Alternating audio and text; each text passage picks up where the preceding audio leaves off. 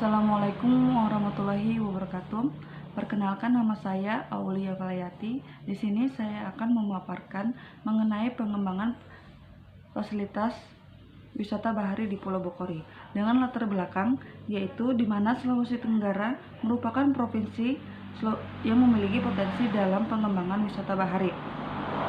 Adapun perkembangan kawasan wisata lokal selain untuk memenuhi kebutuhan masyarakat terhadap sarana prasarana, wisata juga dapat untuk memenuhi kebutuhan wisatawan mancanegara maupun lokal dengan adanya aktivitas wisata di kawasan tersebut. Adapun pengembangan wisata di Pulau Bokori sendiri perlu diadakannya untuk penambahan fasilitas serta sarana dan prasarana yang dapat menambah daya tarik dan daya jual wisata tersebut. Di sini saya mengambil 3 aspek perencanaan, yaitu arsitektural, aspek keteknikan, dan aspek sosial budaya, yang dimana ada tiga zona, yaitu zona atraksi atau rekreasi, zona administrasi, dan zona mekanikal, yang dimana saya mengambil judul tema yaitu arsitektur waterfront yang mempunyai kriteria yaitu berlokasi di tepi wilayah perairan yang besar dan merupakan area perdagangan atau pemukiman atau pariwisata dan mempunyai fungsi-fungsi utama untuk dijadikan tempat rekreasi dan pemukiman dan adanya pemandangan dan berorientasi ke arah perairan dan pembangunan arah vertikal dan horizontal. Di sini saya masuk ke dalam perancangan, masuk ke dalam block plan. Sebelum masuk ke dalam block plan, saya mengambil konsep dasar yaitu aksesibilitas, keselamatan, kenyamanan, estetika, dan kesempatan bekerja. Gambar pra perancangan. Di sini untuk block plan sendiri, di sini dengan luas pulau yaitu kurang lebih 2.700 meter persegi atau 2,7 hektar. Adapun jumlah yang dikembangkan pada fasilitas Pulau Bokori sendiri berjumlah 21 buah. Adapun aksesibilitas pada kawasan Pulau Bokori sendiri, di sini memperlihatkan mengenai akses pada Pulau Bokori, yaitu dengan keterangan garis line yang berwarna orange, yaitu berfungsi sebagai akses manusia atau pejalan kaki. Adapun garis lain berwarna biru untuk berlabuhnya perahu dan garis pink sebagai garis pantai. Adapun di konsep vegetasi di sini atau tatanan hijau di pulau kawasan Bokori ini sendiri menerapkan vegetasi atau tanaman pinggiran pantai, yaitu pohon kelapa, pohon ketapang, dan cemara laut. Adapun utilitas yang digunakan pada kawasan Pulau Bokori sendiri yaitu memperlihatkan titik lampu jalan di kawasan tersebut dengan jarak tiap lampu kurang lebih 3 meter dengan sistem listrik atau aliran listrik menggunakan paralel.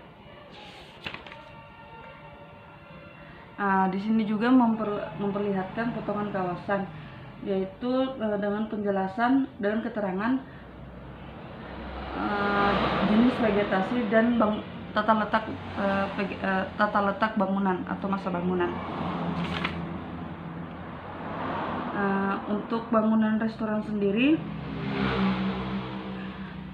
saya dalam masa bangunan restoran dan kafe ini sendiri mengambil bentukan massa dinamis yang dimana menyesuaikan dengan bentukan dari tapak pulau ini sendiri. Adapun masa bangunan ini berjumlah 2 lantai. Pada lantai pertama yang difungsikan sebagai restoran indoor dan lantai 2 yang difungsikan sebagai cafe outdoor, dan agar pengunjung dapat menikmati pemandangan dari lantai 2, dan di lantai 2 ini juga berfungsi sebagai dermaga bagi pengunjung yang datang. Untuk masa bangunan souvenir shop dan plaza ini mengambil bentuk masa bangunan lingkaran, di mana pada masa bangunan souvenir shop dan terdapat kolom partisi di sekeliling masa bangunan yang difungsikan sebagai penambah fasad pada bangunan tersebut.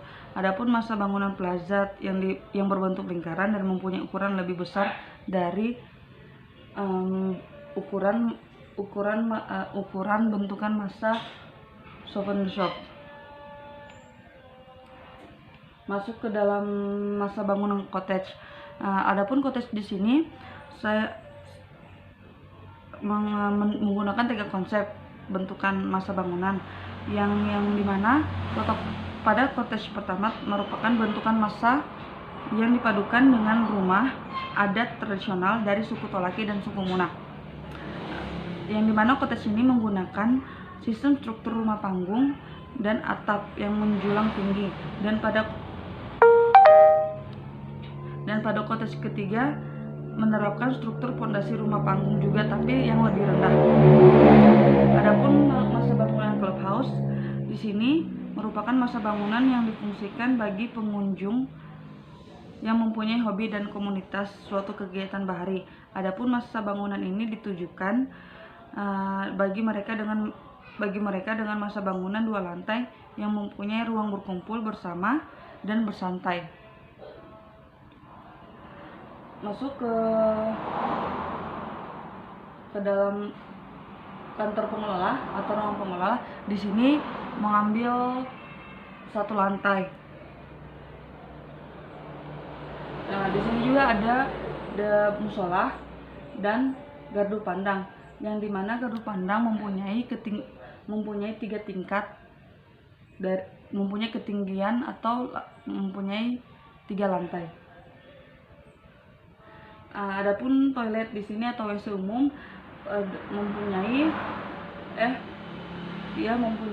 7 unit atau 7 kamar mandi. Di sini juga ada gazebo, yang dimana ada 2 jenis gazebo, yaitu di gazebo pertama yang berukuran kecil dan gazebo 2 berukuran lingkaran yang lebih besar dari ukuran dari gazebo pertama. Di sini saya mengambil detail arsitektur yaitu dengan jembatan, yang dimana papan pada jembatan berukuran 5/30 dan balok 15/15, balok 20/20. Adapun kayu besi kurang lebih 30, baut berukuran 14 dan balok 6/12. Kurang lebih seperti itu untuk pemaparan dari gambar pra perancangan. Adapun eksterior dan interior di sini saya mengambil dari beberapa sudut, yaitu dari sudut pulau A dan pulau B, yang dimana memperlihatkan suasana clubhouse dan gardu pandang. Di sini juga untuk interior saya mengambil sisi dari restoran dan kafe sendiri, yang dimana saya mengambil dari lantai 1 dan lantai 2, indoor dan outdoornya sendiri. Mungkin terima kasih mengenai presentasi saya. Kurang lebihnya mohon maaf. Assalamualaikum warahmatullahi wabarakatuh.